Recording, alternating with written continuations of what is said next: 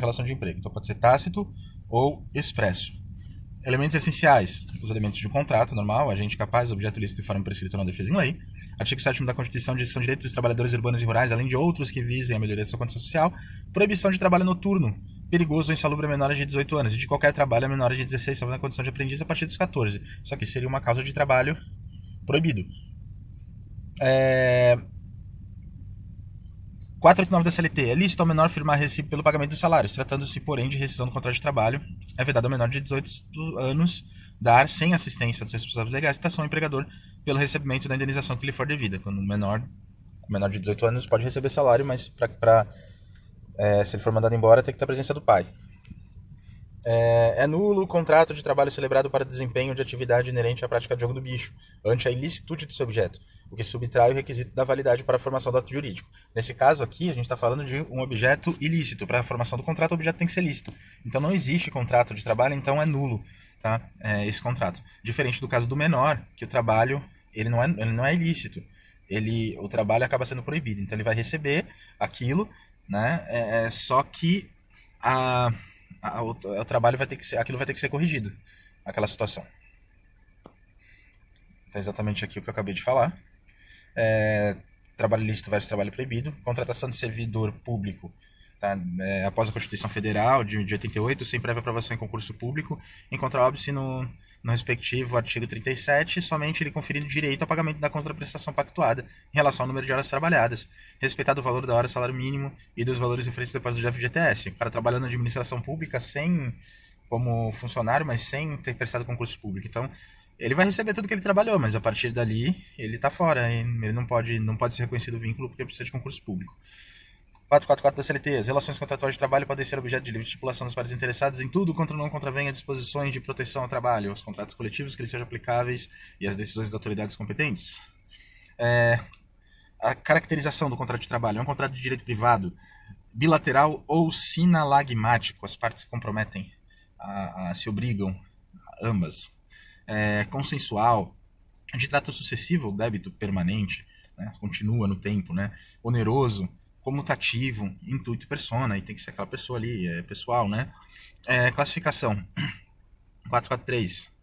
O contrato individual de trabalho poderá ser acordado tácita ou expressamente, verbalmente ou por escrito, por prazo determinado ou indeterminado, ou para prestação de trabalho intermitente, que agora é novidade, né? Então o contrato de trabalho ele vai poder ser acordado de forma tácita, expressa, ele pode ser verbal, pode ser escrito, ele pode ser prazo determinado ou ainda intermitente. Prazo indeterminado. O ônus de provar o término do contrato de trabalho, quando negados a prestação de serviço e o despendimento é do empregador. Por quê? Porque a regra é prazo determinado. Pois o princípio da continuidade da relação de emprego constitui presunção favorável ao empregado. E o por prazo determinado precisa de 3 coisinhas. Primeiro, o contrato de experiência, né? 90 dias, pode ser prorrogado por 2 vezes desde que não supere os 90. Mas, enfim, o contrato de experiência é um contrato por prazo determinado. E outras 2 situações, que é o serviço cuja natureza e transitoriedade justifica a predeterminação do prazo e atividades empresariais de caráter transitório. No caso, os serviços, um é serviço, o outro é atividade empresarial. Então, serviço cuja natureza e transitoriedade justifica a predeterminação do prazo pode ser, por exemplo, a questão do shopping. Aumentou a demanda no Natal, depois volta ao normal. Então, durante aquele período, o serviço, tá? Cuja natureza e transitoriedade justificou. A atividade empresarial de caráter transitório tem a ver realmente com a atividade empresarial. O empregador trabalha só com ovo de Páscoa, então ele tem uma fábrica de ovo de Páscoa, então ele só trabalha na Páscoa. A atividade empresarial dele é de caráter transitório. Não é porque aumentou o serviço ou não. Não tem a ver com o serviço, tem a ver com a atividade empresarial, né? São essas 3 hipóteses. O contrato de trabalho por prazo determinado não poderá ser estipulado por mais de 2 anos. É o limite, 2 anos. O contrato de experiência não pode exceder 90 dias. O contrato de trabalho por prazo determinado que tácita ou expressamente for prorrogado mais de uma vez, passará a vigorar sem determinação de prazo, tá? Uma única prorrogação, mais de uma vez não pode. Artigo 452 da CLT. Considera-se por prazo indeterminado todo contrato que suceder dentro de 6 meses a outro contrato por prazo determinado, salvo se a expiração deste depender da execução de serviços especializados ou da realização de certos acontecimentos. Então, entre um contrato por prazo determinado e outro, tem que ter uma lacuna aí de 6 meses, tá? Tem que ter um período de inatividade de 6 meses. Senão, o contrato passa a ser por prazo determinado. Agora, tem as 2 exceções. Execução de serviços especializados, certo? E realização de certos acontecimentos. enfim. Súmula 244 do TST. A empregada gestante tem direito à estabilidade provisória prevista no artigo 10. Tá? Então, ou seja, mesmo que, no caso, o contrato por prazo determinado, tanto a empregada que ficou gestante quanto o acidente de trabalho, tá? Também eles acabam ganhando a estabilidade, mesmo sendo por prazo determinado. Tá? Ganha estabilidade durante aquele período e depois, se quiser dispensar, dispensa.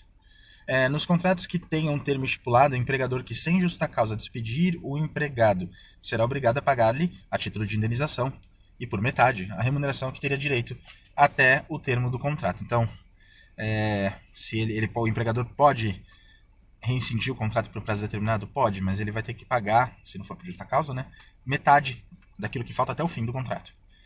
Havendo o termo estipulado, o empregado não se poderá desligar do contrato sem justa causa, sob pena de ser obrigado a indenizar o empregador dos prejuízos que desse fato lhe resultarem. Então também serve para o empregado. O empregado também pode precisar pagar essa metade aí. A indenização, porém, não poderá exceder aquela a que teria direito o empregado em idênticas condições, isso que eu acabei de falar.